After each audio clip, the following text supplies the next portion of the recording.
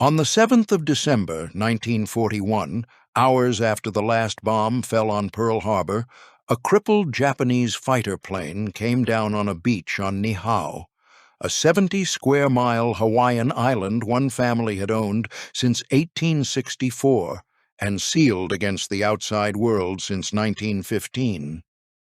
The 136 Hawaiians who lived there had no telephone and no reason to think a war had begun that morning. They took the wounded stranger in. The island had been bought for $10,000 in gold from a dying Hawaiian kingdom by a Scottish widow first offered the ground beneath Waikiki and Pearl Harbor, who turned all of it down. 6 generations later, her descendants still own every acre, still decide who may set foot on the sand, and still keep the last place on earth where Hawaiian is the daily tongue. What happened in the days after the crash would send a report to Washington that helped condemn 100,000 people who had never seen the island. All of it, the sealed shore, the welcomed enemy, the vanishing language, began with a purchase almost no one thought was wise. Chapter 1. The Widow Who Turned Down Waikiki. She was offered the future, and she wanted the emptiness. In the last weeks of 1863, the government of the Hawaiian Kingdom laid out for a newly arrived Scottish widow a choice of some of the most valuable ground in the islands. Among the tracts placed before her were lands at Kahuku on the island of Oahu, acreage in the Iwa district, a small island in the middle of Pearl Harbor called Ford Island, and a long strip of shoreline running from the edge of Honolulu out toward the crater at Diamond Head. That last parcel would one day carry the hotels of Waikiki and some of the most expensive real estate anywhere on Earth. Eliza Sinclair looked at all of it and turned it down. She had crossed an ocean for something the court could not quite see. Elizabeth McCutcheon. Sinclair had been born in Scotland at the turn of the 19th century, and by the time she reached Hawaiian waters, she was past 60. The matriarch of a large and restless family that had already crossed most of the world. They had made their life in New Zealand, on the far southern rim of the Pacific, and they had done well there in the way that hard, practical people do well on a frontier, through land and livestock and their own labor. But the country had grown crowded and contested around them, and the widow at the head of the family decided, as she had decided things before, that the next life lay somewhere over the horizon. In April of 1863, the family loaded its world onto its own ship, a bark named the Bessie, and sailed north. They carried with them not the trunks of travelers, but the equipment of settlers, household goods, farming tools, and the breeding stock of a working ranch. On the 17th of September, 1863, the Bessie sailed unannounced into Honolulu Harbor. No one had sent for them. They had come looking for a place large enough to hold the whole family and empty enough to belong to it alone. They had arrived at a fragile moment in the life of the kingdom. Hawaii in 1863 was still an independent nation, with its own monarch, its own courts, and a native population that was being pressed on every side by foreign planters, foreign disease, and foreign money. Its king, Kamehameha IV, was young and increasingly unwell. His government was willing to sell land to a wealthy foreign family that intended to stay, and it showed the Sinclairs the best it had. The widow was not moved by the harbor strip or the future resort coast. She had spent her whole life on working ground, and she had not come for a view or a town lot. She had come for a place she could rule herself. Then, on the 30th of November, 1863, before anything was signed, the king died. Kamehameha IV was not yet 30 years old. His elder brother took the throne as Kamehameha V, and the negotiation the dead king had opened passed into the hands of the living one. The bargain did not die with the monarch who began it. It simply waited for his successor to decide whether to honor it. What the widow had settled on was an island. Off the western end of Kauai, across a rough channel of open water, lay a low, dry, wind-scoured place of some 70 square miles, thinly peopled and used by the Crown mostly for grazing. It had no real harbor and little fresh water to promise. To the officials in Honolulu, it was among the least valuable things the kingdom could part with. To Elizabeth Sinclair, it was the one thing on offer that a single family could own completely, control completely, and close off completely from the rest of the world.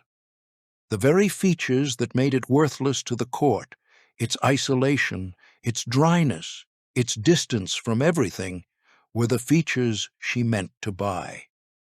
The court believed she was making a poor bargain. In a narrow accounting, the court was correct. She was trading the ground beneath a future city for a stretch of rangeland at the far edge of the sea. But she was not buying land the way a merchant buys land, to sell it on at a profit or build a town across it.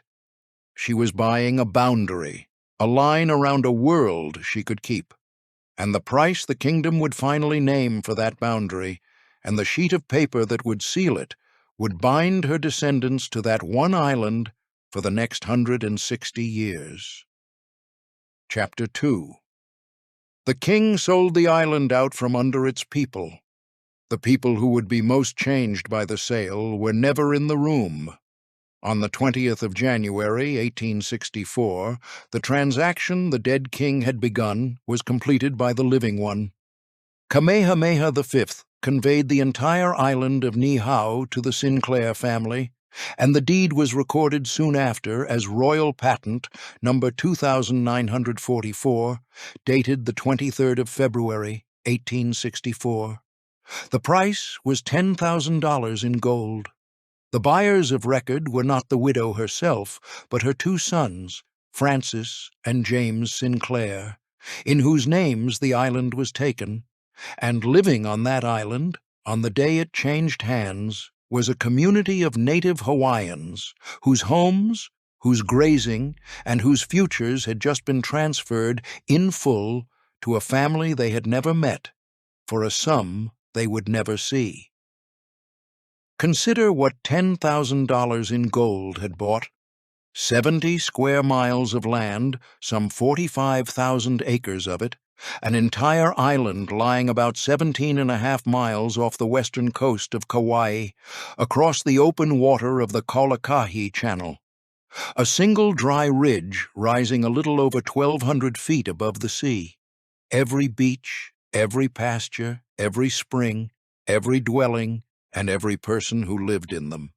One deed, one family, one payment made a single time for a piece of what would become the United States that remains privately held 160 years later. It is worth remembering what the family had passed over to take it.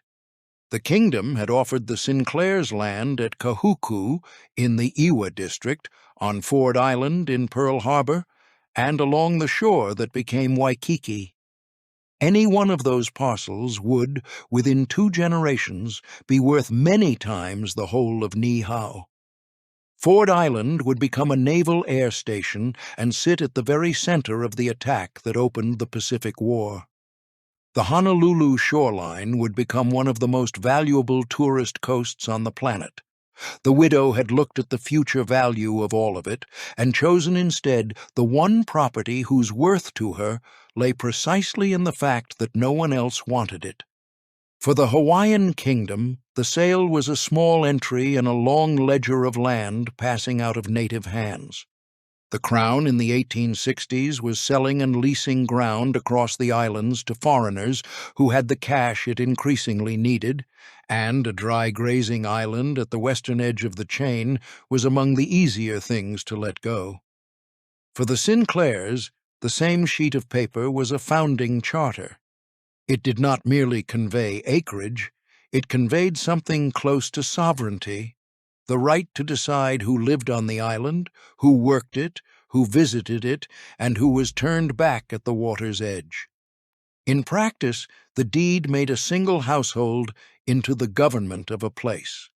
The family would come to describe its ownership as a kind of trust. In the accounts handed down through the generations, the purchase carried an understanding that the Sinclairs and their heirs would look after the Hawaiians of Niihau and protect their language and their way of living.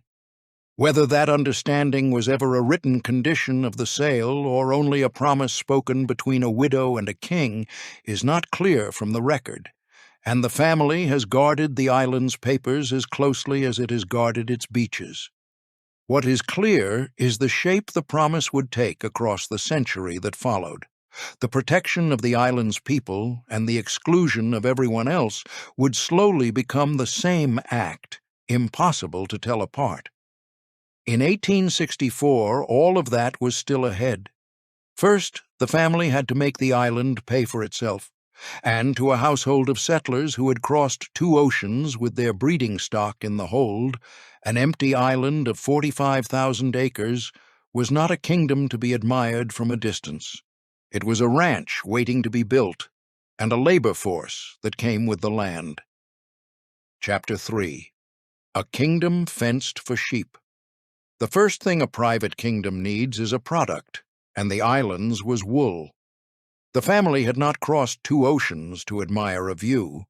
They had come with breeding stock in the hold and the habits of people who measured land by what it could carry, and they set about turning 45,000 acres of dry Hawaiian grazing into a working ranch that answered to no one but themselves. Over the decades that followed, the Sinclairs and the Robinson descendants, who came after them, built Niihau into one of the most self-contained livestock operations in the Pacific. They brought in merino sheep for wool and shorthorn cattle for beef, drawn from the best bloodlines they could find in the United States, in Australia, and in the New Zealand they had left behind. In 1884, they imported purebred Arabian horses to the island. On neighboring Kauai, the family built a second estate and a sugar and ranching firm that carried the family names Gay and Robinson, and Niihau sat within that private world as its most remote and most guarded holding, an island kept almost entirely for grazing. The work was done by Hawaiians on horseback.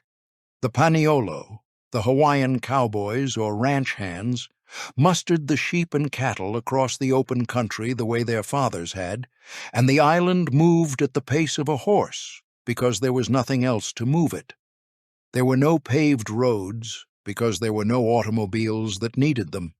There was no harbor, so everything and everyone that came or went did so by a single small boat across the channel to Kauai, on the family's schedule and at the family's discretion.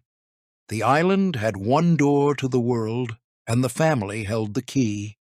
Inside that closed world, something was being preserved that was already vanishing everywhere else in the islands. On Niihau, the Hawaiians spoke Hawaiian all day to one another and to their work, at a time when the language was being pushed out of schools and shops and government on every other island in the chain.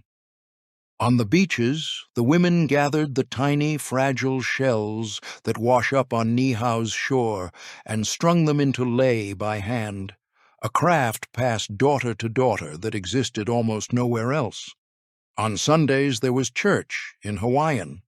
The rhythms of an older Hawaii, the language, the horsemanship, the handwork, the closeness of a few families who all knew one another, went on inside the fence long after the outside islands had traded them away. It would be easy to make that survival sound like a gift, and easy to forget who owned the fence. The same isolation that kept the language whole was an isolation the family imposed and controlled. The Hawaiians of Niihau kept their tongue and their crafts on land they did not own, in houses provided to them, under an arrangement in which a single household decided who could stay and who could go. The warmth belongs to the people and the world they made inside those limits. The cold belongs to the arithmetic that made a living culture into a feature of a private estate, valuable in part because it could be kept, like the Arabian horses, as something rare that outsiders were not allowed to touch. For a long while the arrangement held quietly, because the world had little reason to come. But the world was changing around the island faster than the island changed. Steamships were tying the Hawaiian chain together. Other islands were getting telephones, hotels, newspapers, curious visitors with cameras. The kingdom itself would not survive the century. Within 30 years of the purchase, Hawaii would be seized from its queen and folded toward the United States, and the flood of Americans that followed would reach every shore in the islands. Every shore but one. As the outside pressed closer, the family faced a decision that every private world eventually faces: how much of the outside to let in. A more sentimental owner might have opened the gate a crack, for trade, for curiosity, for the small money in visitors. The man who held the island when that moment came did the opposite. In 1915, the founder's grandson looked at a Hawaii filling up with strangers and decided that his island would have none of them. He closed the door, and it would stay closed for the better part of a century. Chapter 4. The Day No Stranger Could Land. The order that made Niihau famous was an order to keep people out. The man who gave it was Aubrey Robinson, a grandson of Eliza Sinclair, and by the second decade of the 20th century, the island had passed into his charge. He was a serious, controlling man who ran the family holdings on Kauai and the island across the channel as a single private domain. And in 1915, he settled the question of how open Niihau would be by closing it almost completely. From that year, no one set foot on the island without the permission of the Robinson family. Not tourists, not researchers, not officials, not the relatives of residents who had married off the island, not the merely curious. A Hawaiian born on Niihau could leave, but could not freely bring an outsider back. The single boat across the channel now carried an unwritten border in it, and the family stood at that border and decided every crossing. Out of that one decision came the name the island has worn ever since, the name every headline still reaches for: the Forbidden Island. The timing was not an accident. The Hawaii that Aubrey Robinson was shutting his island against was a Hawaii coming apart. The independent kingdom his grandmother had bought from was gone. In 1893, a group of American planters and businessmen, backed by United States Marines, had overthrown Queen Liliuokalani, and in 1898 the United States annexed the islands outright. The Hawaii of the old order, Hawaiian-speaking, Hawaiian-ruled, was being buried under sugar plantations, immigrant labor, American law, and the English language, which was fast becoming the tongue of anyone who wanted to get on. To a man who owned an entire island, the pressure of that outside world was not an abstraction. It was a tide he could see rising against every other beach in the chain. So he built a seawall out of the deed. Behind it, on Niihau, the older Hawaii kept going. The children grew up speaking Hawaiian first, and sometimes only, in a form so distinct that linguists would later treat the Niihau dialect as the last living branch of the language that had never been broken by English. The families kept the shell work and the horsemanship and the church in Hawaiian. Where every other island had been opened, flooded, and remade, Niihau had been sealed, and inside the seal, a version of the Hawaiian world went on breathing. This is the part of the story the family has always chosen to tell, and it is true. It is also only half of the ledger. The same wall that protected the language also fenced the people who spoke it inside a private estate. The residents of Niihau kept their culture on the family's terms, in the family's houses, at the family's discretion, cut off by the family's rule from clinics, from wider schooling, from the ordinary traffic of relatives and opportunity that the rest of the territory took for granted. The Robinsons would say, and their defenders still say, that isolation was the price of preservation, that without the wall, the language would have drowned like all the others. Others, looking at the same island, have seen something closer to a human sanctuary that was also a human enclosure, a place where a people were protected and possessed in the same motion by the same hand. Which of those two things the ceiling really was is a question that has followed the island for more than 100 years, and it does not resolve cleanly because both readings are supported by the same facts. The wall saved the language. The wall also stood between a community and the world, and only one family ever decided where the gate would open. Hold both of those in mind, because everything that comes next, the war that arrived by air, the report that traveled to Washington, the slow draining of the island in our own time, happens inside that sealed world and cannot be understood apart from it. For nearly 30 years after 1915, the seal held and the world stayed out. The island kept its language, its horses, its shells, and its silence. And then, on a Sunday morning in December of 1941, the outside world arrived on Niihau anyway. It did not come by the family's boat, and it did not ask the family's permission.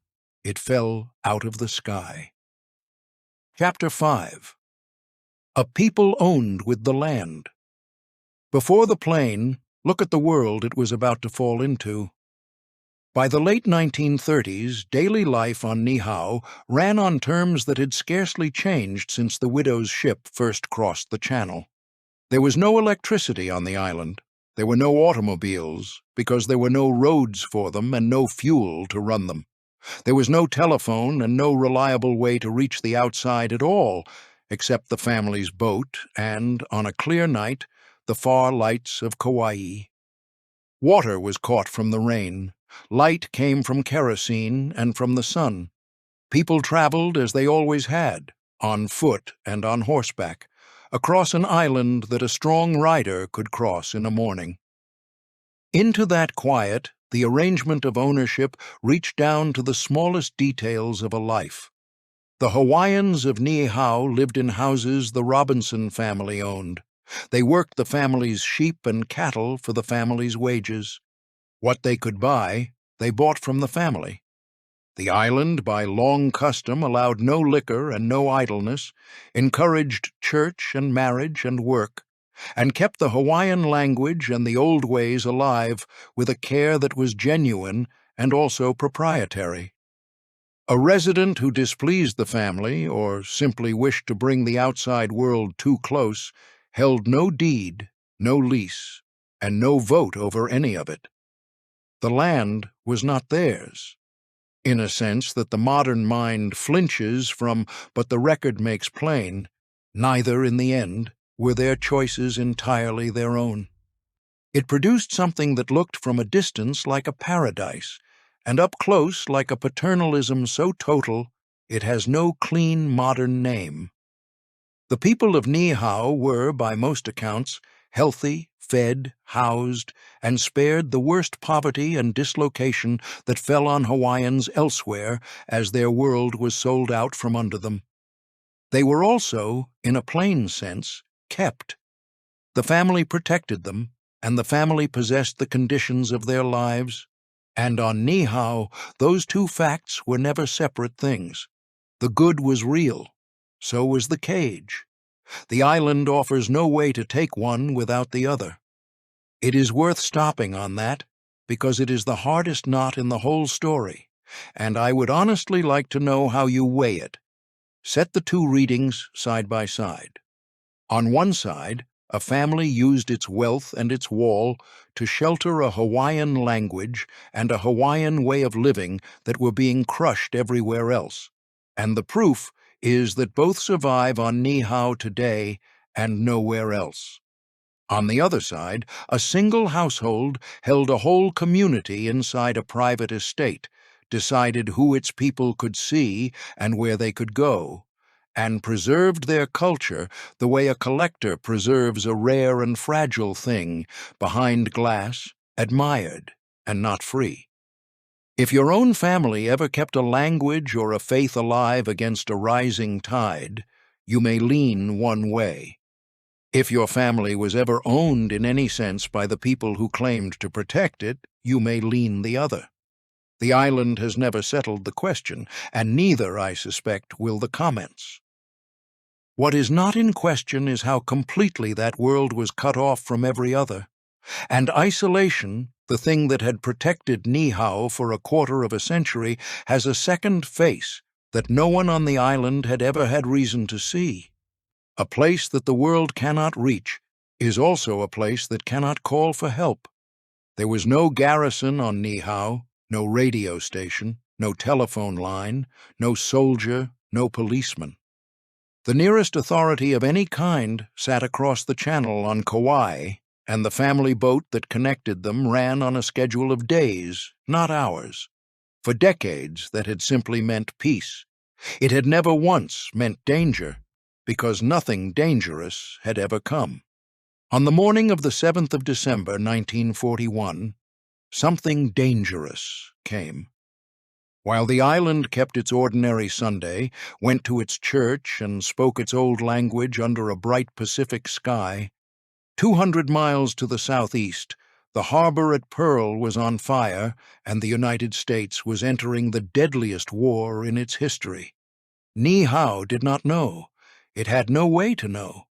And a wounded fighter plane, its pilot bleeding fuel and searching the sea for anywhere to land, was already turning toward the one Hawaiian island that could not tell a friend from an enemy because it had spent a quarter of a century refusing to meet either. Chapter 6. The war came down from the sky. The man who brought the war to Niihau did not mean to land there, and did not know anyone lived there at all. His name was Shigenori Nishikaichi, a Japanese naval airman, and on the morning of the 7th of December, 1941, he was flying a fighter off the aircraft carrier Hiryu in the great strike force that had crossed the Pacific in secret to attack the American fleet at Pearl Harbor. He flew an A-6M20, the nimble fighter that ruled the sky over Hawaii that morning. Somewhere over the harbor, in the smoke and the anti-aircraft fire, a bullet found the fuel tank of his aircraft, and he began, quietly and steadily, to lose the fuel he needed to get home. He turned away from the burning harbor and out over the ocean, watching his gauges fall, looking for anywhere at all to put the plane down. What he found, low and dry on the horizon, was the western edge of the Hawaiian chain, an island that appeared from the air to be empty. In the early afternoon, he brought the Zero down onto Niihau in a hard landing that wrecked the aircraft but left him alive. He climbed out onto the soil of a private Hawaiian kingdom that he believed was uninhabited in a fighter marked with the rising sun, a few hours after helping to open a war that the island beneath his feet did not yet know had begun. Niihau was not empty. Roughly 136 people lived on it, and they had spent that Sunday as they spent every Sunday, in a world without a radio bulletin or a telephone to carry the news from Pearl. To the Hawaiians who first reached the crash, the man in the cockpit was not the vanguard of an enemy fleet. He was a stranger who had fallen out of the sky and needed help, and the island did with him what the island did with anyone the sea or the air delivered to its shore. They pulled him from the wreck. They did not harm him. By the customs of the place, he was a guest. But he was a guest who had arrived armed and in a warplane, and the Hawaiians were careful people. They took the pilot's pistol. They took the papers and maps he carried, the documents from his cockpit, and they held on to them, not yet understanding what they were, only sensing that a man who fell from the sky in a machine like that should not keep his weapon or his charts. It was an ordinary caution, taken without any idea of what it would come to mean. Those papers in the days ahead would become the thing the pilot wanted more than his own safety, and the reason a quiet island tipped into violence. For the first hours, though, there was only hospitality and a language barrier. Nishikaichi spoke no Hawaiian and little English. The islanders spoke Hawaiian, and most of them no Japanese. To bridge the gap, the residents turned to the only people on Niihau who could speak with the stranger in his own tongue. Of the roughly 136 souls on the island, 3 were of Japanese descent. One was an older man, an immigrant from Japan, who had lived on the island for years. The other 2 were a married couple, born in Hawaii, who kept to the island's small community like everyone else. These 3 were sent for, to translate, to make the guest comfortable, to find out who he was. It seemed, at the time, the natural and hospitable thing to do. It was also the hinge on which everything turned. Through those translators, in a language none of his hosts could follow, the pilot would learn that his side had just struck a devastating blow, and he would begin to argue that the war he had come from was not finished, that Japan was winning, and that the papers the Hawaiians had taken from his plane must not, under any circumstances, be allowed to reach the Americans. What passed between him and the 3 who could understand him, the island could not hear. That evening, or the next day, the outside world finally reached Niihau in the oldest way it could, by word carried across the water. The news came that Pearl Harbor had been attacked, that the United States and Japan were at war, and that the polite injured stranger the island had taken in was not a lost airman to be helped home, but an enemy combatant sitting in their midst. In an instant, the whole meaning of the man changed, and on an island with no telephone, no soldier, and no way to call for help, the 136 people of Niihau realized they were entirely alone with him. The danger, when it came, wore a familiar face. It was not the pilot alone the island had to fear, because the pilot alone could do little.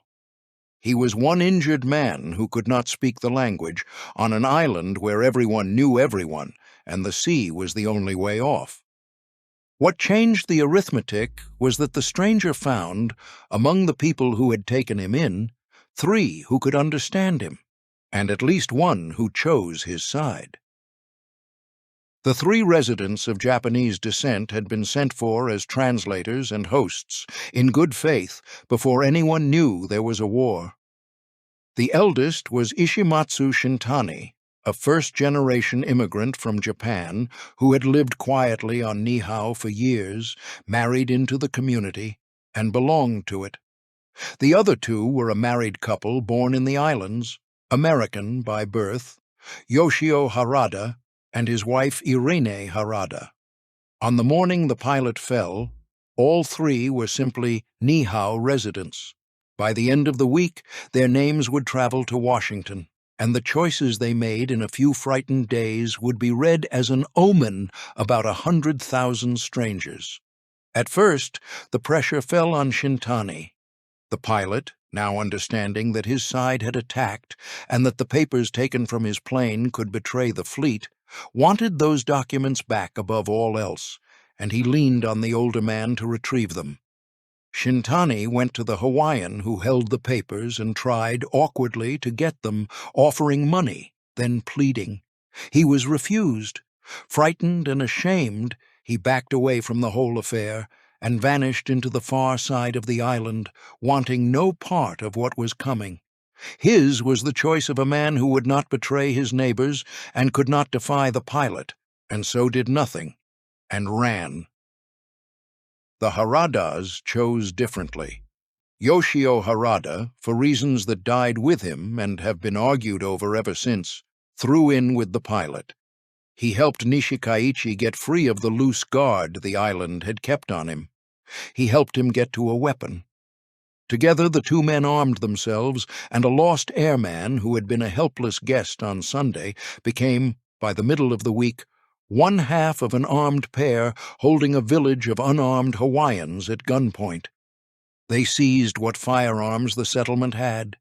They took hostages, and they set about hunting, house to house and field to field, for the papers that could not be allowed to leave the island, growing more desperate and more dangerous as each search came up empty.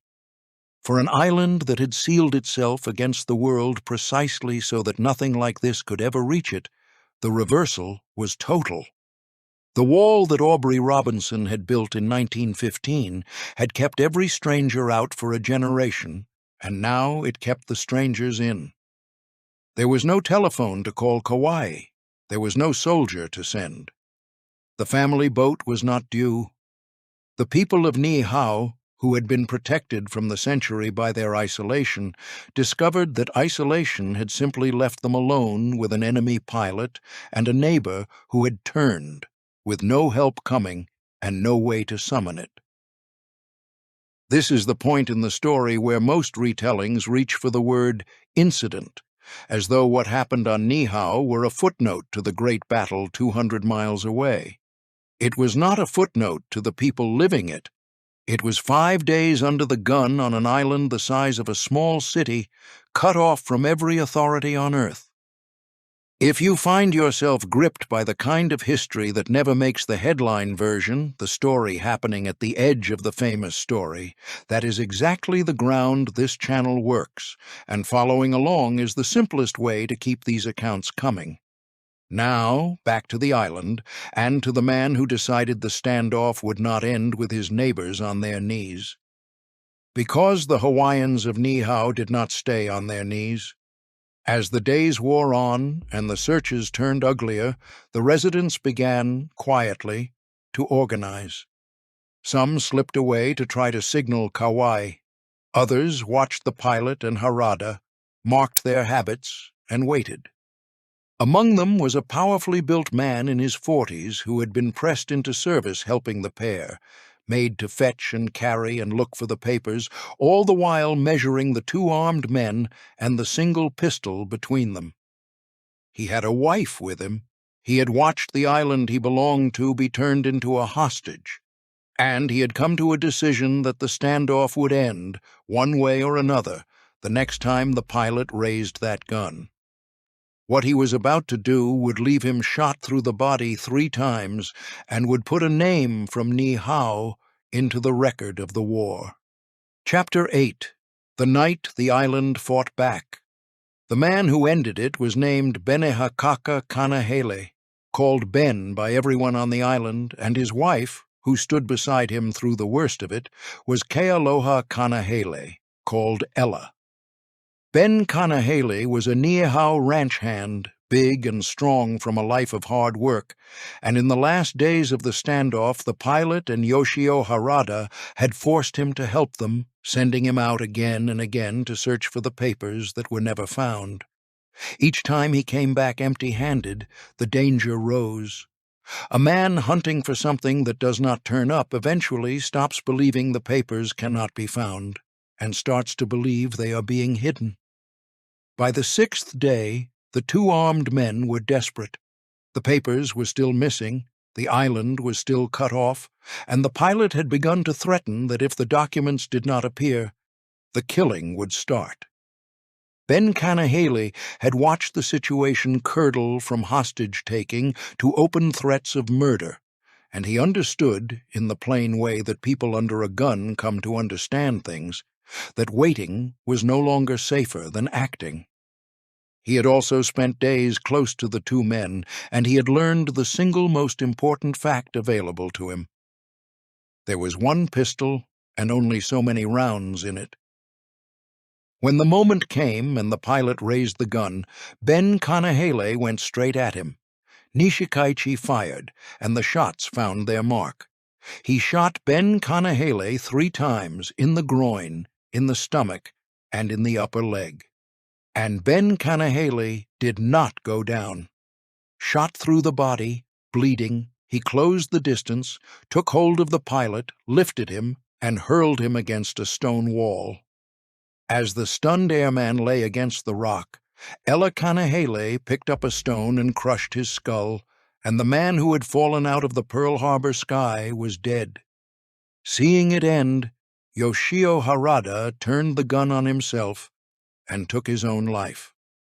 It was the 13th of December, 1941, 6 days after the Zero came down. The standoff was over. Hold the whole shape of it in a single breath, because the scale of what happened on that small island is easy to lose in the size of the war around it. 136 people, cut off on 70 square miles of private ground, held for 6 days by one enemy pilot and one neighbor who joined him. One pistol, 3 bullets fired into the body of a ranch hand who refused to fall. One stone, in the hand of his wife, that finished it, and 3 residents of Japanese descent out of the whole island whose separate choices, one to help, one to run, one to endure a prison sentence for it, would be scooped up and read as a single verdict on an entire people. The war would kill hundreds of thousands. On Niihau, it killed 2 men, a pilot and the neighbor who had turned, and it left a Hawaiian ranch hand full of holes and, somehow, alive.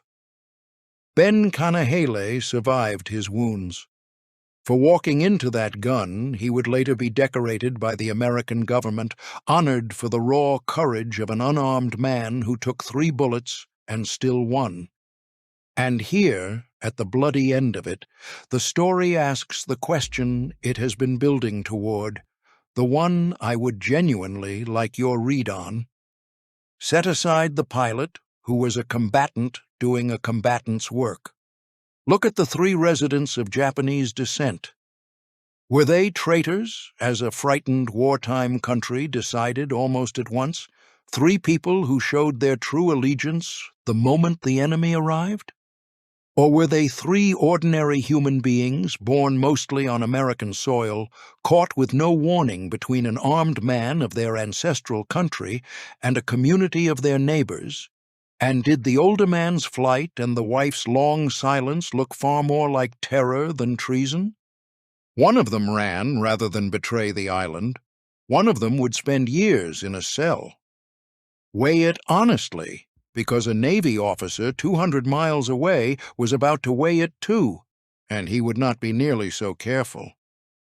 For that was the true consequence of the 6 days on Niihau, and it did not fall on the island at all. It fell on people who had never heard of the place. Word of what the Haradas had done crossed the channel, reached Kauai, and traveled up the chain of command to a naval intelligence officer who sat down to make sense of it. He did not write about 2 frightened people on a sealed island. He wrote about what their choice might mean for every person of Japanese ancestry in the territory, and then in the country. His report would climb higher than he ever imagined, and it would help put 100,000 Americans behind wire. Chapter 9. The Report That Damned the Innocent. The deadliest thing to come off Niihau was not the pilot's pistol. It was a piece of paper written by a man who was never there. In the weeks after the standoff, a naval intelligence officer, Lieutenant C.B. Baldwin, compiled a report on what had happened on the island, and on the 26th of January, 1942, he set down the conclusion that would outlast every other fact in the case. The behavior of the 2 Niihau residents who had helped the pilot, he wrote, was a warning. It suggested, in his words, the likelihood that Japanese residents previously believed loyal to the United States may aid Japan if further Japanese attacks appear successful. Read that sentence slowly, because a great deal of harm lived inside it. Baldwin took the actions of 1 man and 1 woman on 1 sealed island under conditions no one else in the territory would ever face, and turned them into a prediction about an entire population. 2 people had helped an enemy pilot. Therefore, the logic ran, any of the roughly 150,000 people of Japanese descent in Hawaii, and by extension the tens of thousands more along the American West Coast, might do the same if the war turned against the United States. The specific became the general. The frightened choice of 2 became the presumed disloyalty of 100,000. The timing gave the argument its force. Less than a month later, on the 19th of February, 1942, President Franklin Roosevelt signed Executive Order 9066, the order that authorized the military to designate zones from which any person could be excluded. Under its authority, roughly 120,000 people of Japanese ancestry, most of them American citizens by birth, were removed from their homes on the West Coast and held for years in guarded camps behind barbed wire, without charge, without trial, and without any evidence of wrongdoing against a single one of them. They lost farms, businesses, houses, and years of their lives. And the government that took those things would point, among other things, to a little island in Hawaii where 2 people had once helped a downed pilot. On Niihau itself, the reckoning was narrower and more personal. Yoshio Harada was dead by his own hand. Ishimatsu Shintani, who had refused to betray his neighbors and had fled rather than help, would in time be cleared and would go on living. Irene Harada, the wife, was arrested and imprisoned for 31 months, held until June of 1944 for the part she had played. She was never convicted of the treason the country believed it had seen on the island. She served her years, was released, and for the rest of a long life said little about what had happened, and the little she said never satisfied anyone who wanted a villain. And here the story has an obligation to be exact, because the legend of Niihau has been stretched far past what the record will bear. It is often said, in the confident voice of a good story, that the Niihau incident caused the internment of Japanese Americans, that one pilot on one beach put 100,000 people behind wire. That is not what the evidence shows, and it is worth being brutal about the difference. The incident was cited. It was used. It gave men like Baldwin a vivid, quotable example to hang an existing fear on. But it was not the cause. The machinery of internment was built out of something older and uglier than any single event. 4 decades later, the United States government investigated its own conduct through the Commission on Wartime Relocation and Internment of Civilians, and after reviewing the whole record, it reached a conclusion that named the real forces at work. The removal and imprisonment, the Commission found, were not driven by military necessity. They were the product, in its words, of race prejudice, war hysteria, and a failure of political leadership. Niihau was a spark that a great deal of dry prejudice was waiting to catch. The prejudice was the fire. To blame the island is to let the country off easy, and to hand a lonely, terrified island community the weight of a decision made in Washington by men who had every reason to know better. So the fairest thing that can be said is also the darkest. What happened on Niihau was small, human, and confined to a few desperate days. What was done with it was vast, deliberate, and visited on people who had nothing to do with it. The island had spent 27 years keeping the world out, and in the end, the world reached in, took the worst week of its history, and used it as a reason to punish strangers.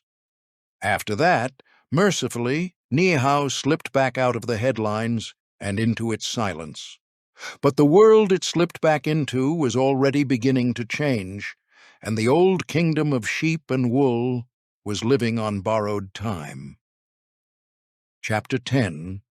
The Year the Ranch Died. An empire built on wool cannot outlive the price of wool, and the 20th century was slowly making the whole idea of Niihau impossible. The war passed. The island went back behind its wall, kept its language, kept its horses, kept its silence. But the economy that had justified the purchase in the first place, the sheep and the cattle grazing on dry Hawaiian grass, was quietly becoming a business that lost money every year it operated.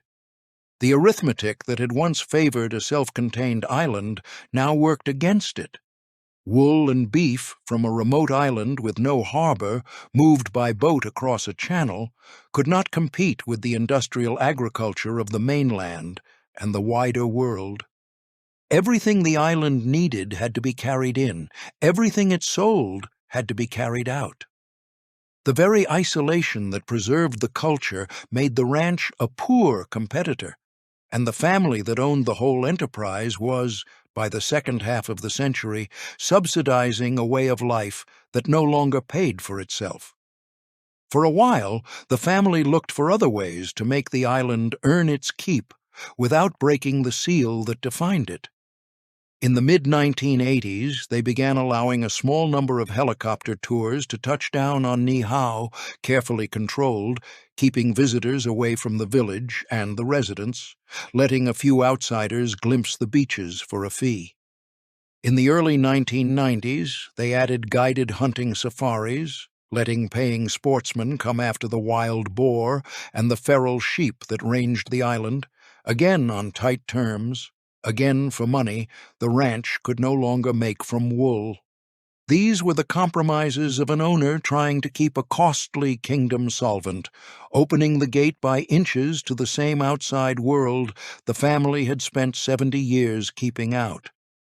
It was not enough. In 1999, after more than a century of continuous operation, the family shut the Niihau ranch down. The sheep and cattle operation that had been the island's entire reason for existing, the business the widow had crossed 2 oceans to build, was over. The animals that had defined the place were sold off or left to run wild. The paniolo work that had shaped generations of Niihau men came to an end. An island that had been a working ranch since 1864 was, suddenly, a ranch no longer. And the families who lived on it faced a question their grandparents had never had to ask. If the island did not raise sheep, what was the island for, and who would pay to keep it going? What was left was thin and beautiful, and nowhere near enough. The women of Niihau still made the shell lei, the necklaces strung from the tiny glossy shells that wash up on the island's beaches and almost nowhere else. Each one the work of many patient hours. Those lei had become genuinely precious, sold for hundreds and sometimes thousands of dollars to collectors who understood their rarity, and in 2004, the state gave the Niihau shell lei formal legal protection, restricting who could call a necklace by that name. It was a real craft and a real trade. But a handful of families cannot support an entire island by stringing shells, however fine, and the tours and the safaris brought in money without bringing in enough. So the island entered the new century in a strange and precarious position. It was one of the last privately owned islands in the United States, a sealed Hawaiian kingdom holding the last living form of the Hawaiian language. And it no longer had a business that could pay for its own survival. The family had spent 135 years insisting that Niihau answer to no outside power. Now the cost of that independence had come due, and the ledger no longer balanced. Something had to fill the gap the sheep had left, and the thing that filled it was almost the opposite of everything the island had ever stood for. It was not the wool, and it was not the tourism, and it was not the shells.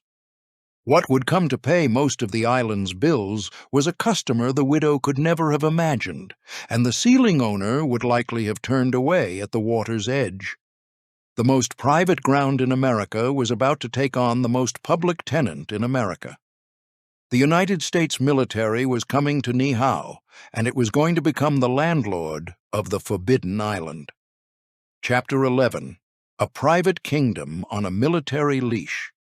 There is a deep irony in how the Forbidden Island stayed solvent, and it sits on the island to this day. The family that had spent the better part of a century keeping every stranger off Niihau kept the island alive, in the end, by inviting onto it the one institution larger and more powerful than any tourist or planter it had ever turned away. The United States Armed Forces became, in effect, the island's most important tenant, and the private kingdom that answered to no one began to answer, quietly, to the Navy. The logic of it was geographic. Across the channel on Kauai sits the Pacific Missile Range Facility, one of the American military's most important testing and tracking ranges, a place where the armed forces practice tracking missiles and aircraft across huge stretches of open ocean.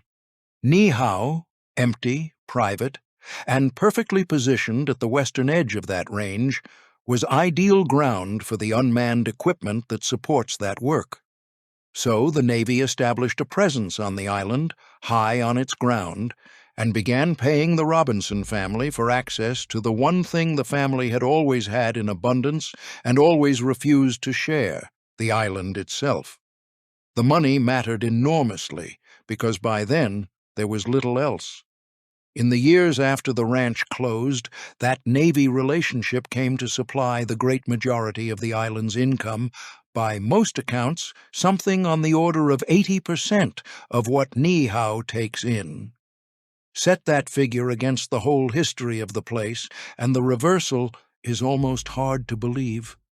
An island bought to be independent of every outside power, sealed against the American century as it swept over the rest of Hawaii, was now kept afloat 4/5 of the way by the American military. The most private ground in the United States had become dependent on the most public institution in it. The family has always framed the arrangement as continuity rather than surrender, and there is a case to be made. The Navy's footprint is small and largely unmanned. The residents are not displaced by it. The island stays sealed to the public exactly as before, and the military work, unlike tourism, does not put strangers among the villagers or cameras on the beaches. In that reading, the Robinsons simply found the one customer who could pay to keep the island closed, a tenant whose own need for secrecy matched the family's, and used the proceeds to preserve everything else. Preservation, once again, paid for by a compromise that looks from another angle like dependence. But money that comes from outside is still a leash, however long, and it changed the fundamental fact of the island. For most of its history, Niihau had paid for itself, out of its own grass and its own animals and its own labor. Whatever else the arrangement was, it was self-sustaining, and self-sustaining was the whole point. Now the island lived on payments from Washington, on contracts that could be renegotiated, reduced, or one day ended, decided by a government the family had spent generations holding at arm's length. The independence the widow had bought with $10,000 in gold had quietly become a subsidy. It is worth being careful here about what can and cannot be documented, because the island keeps its numbers as closely as it keeps its shores, and precise figures for what the military pays are not a matter of clear public record. What is clear is the shape of the dependence and its rough scale, that a Navy presence tied to the Kauai Range supplies most of what the island earns. The exact sums belong to the same locked drawer that holds the deed and the terms of the original sale. And there is a final, quieter irony inside the arrangement, the one that carries the story into the present. The Navy money was supposed to keep the island viable, to sustain the community, to make it possible for the Hawaiians of Niihau to go on living the sealed life the family had preserved for them. It did keep the lights, such as they were, from going out. What it could not do was give the young people of the island a reason to stay. For all the contracts and all the careful preservation, the one thing the island could not manufacture was a future its own children wanted, and slowly, boat by boat, they began to leave. Chapter 12.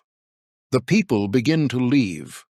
A kingdom is only as real as the people who live in it, and the people of Niihau are disappearing. For all the care taken to preserve the island's language and its old way of life, the one thing preservation could not do was hold the community in place once the work that sustained it was gone. Without the ranch, without steady jobs, with only the shell work and the thin trickle of the Navy contracts and the safaris, the young people of Niihau began doing what young people do when a place can no longer feed them. They crossed the channel to Kauai, to Oahu, to the mainland, looking for work and school and a future, and most of them did not come back. The numbers tell the story flatly, and the flatness is the point. In the census of 2010, Niihau counted 170 residents. In the census of 2020, it counted 84.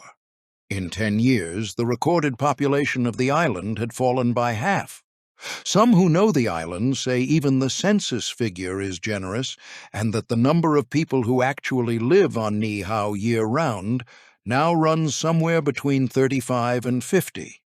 A place that once held enough people to work a whole island of sheep, that held 136 souls on the day the war fell out of the sky, is thinning toward the population of a large extended family. The last stronghold of the Hawaiian language is running low on speakers, not because anyone forbade the tongue, but because the island can no longer keep the mouths that speak it.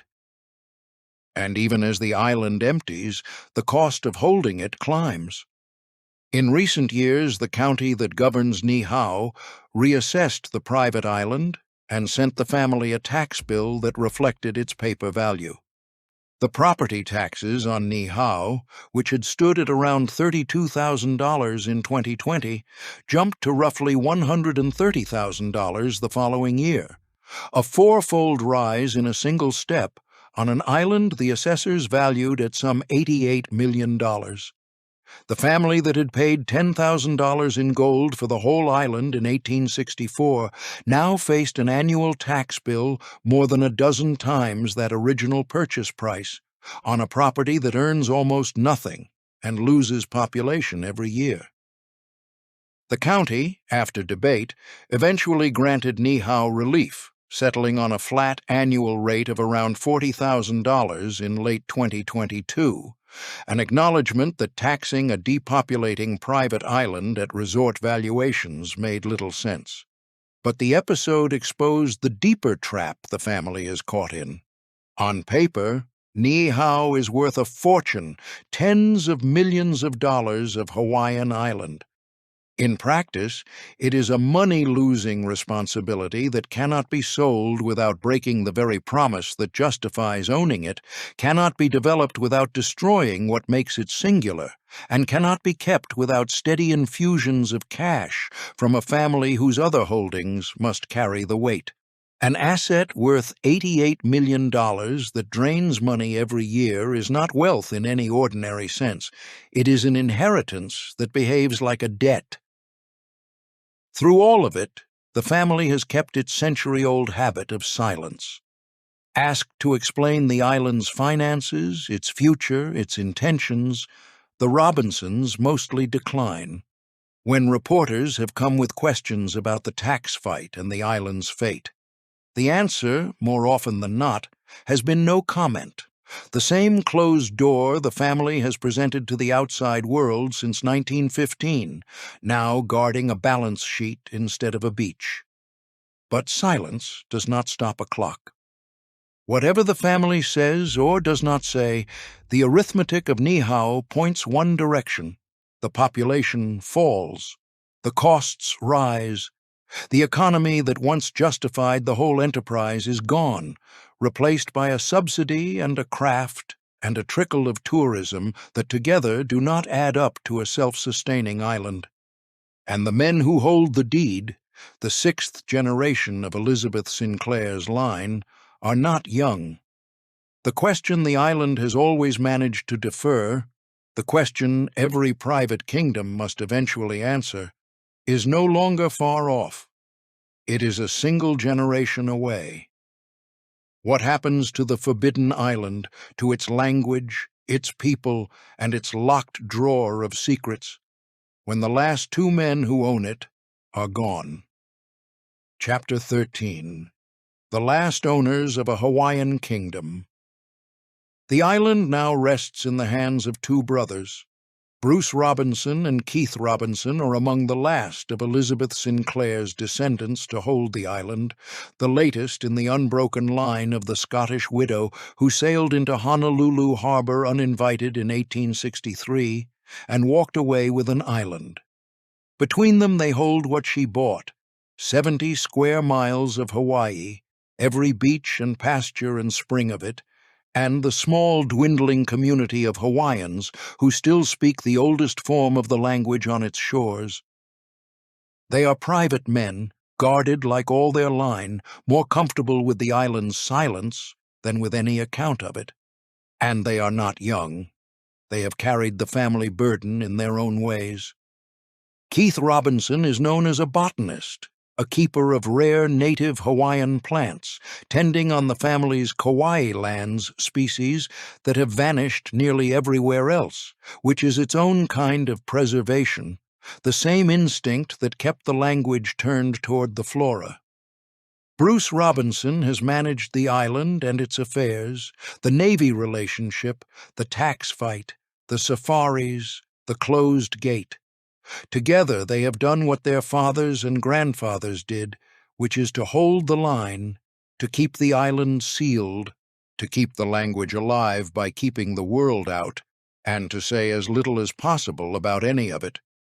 But holding the line is not the same as passing it on, and here the story reaches the edge of what anyone can honestly claim to know. What happens to Niihau after Bruce and Keith Robinson is not written in any record available to the public, and it would be a lie dressed as an ending to pretend otherwise. There is no announced heir carrying the same fierce commitment into a seventh generation.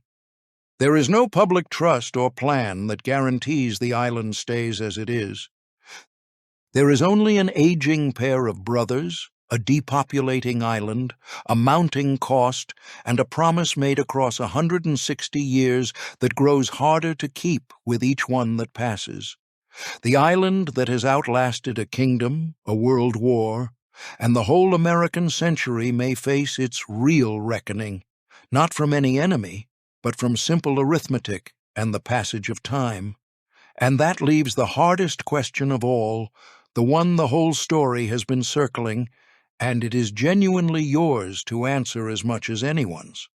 If you have ever set foot on Niihau, and a rare few have, or if your family is from the island, or if you carry the Niihau dialect in your own household, your account is worth more than any narrator's, and this is the place to set it down. Tell it plainly in the comments, because the record of this island is thin on purpose and thick with rumor, and the people who actually know it are the last correction the story has. And if the fate of places like this, the sealed kingdoms and the vanishing tongues and the families who hold them, is the kind of history you want more of, staying with this channel is how you make sure the next one reaches you. Weigh the whole of it, and the ledger will not settle cleanly, because it never has. A family took a Hawaiian island out of a dying kingdom for $10,000 in gold and made it a private estate, and in doing so, it took a Hawaiian community into its keeping and its control in the same motion, and never once let the two be separated. It sealed a people behind a wall, and behind that wall it saved a language that lives nowhere else on earth. It called that stewardship, and its critics called it ownership of human lives, and the island offers no way to prove either side entirely wrong. The warmth belongs, always, to the Hawaiians of Niihau, who kept their words and their shells and their horses and their church alive through a century that erased those things everywhere else. The colder judgment belongs to the arrangement that made their survival a feature of somebody else's property. What is not in dispute is what stands there now. On a low, dry island off the western edge of Kauai, A few dozen people still speak Hawaiian to one another as their mothers did, under the same sun that lit the wreck of a Japanese fighter on a December beach. On land, a single family has held longer than most nations have kept their borders. The widow bought a boundary and called it freedom. 6 generations later, 2 brothers guard that boundary still, and the language it protected, and the silence it demands. The gate is closed, the gold is long spent, and the island waits, as it has always waited, to see whether the next hand that reaches for it will hold it, or finally let it go.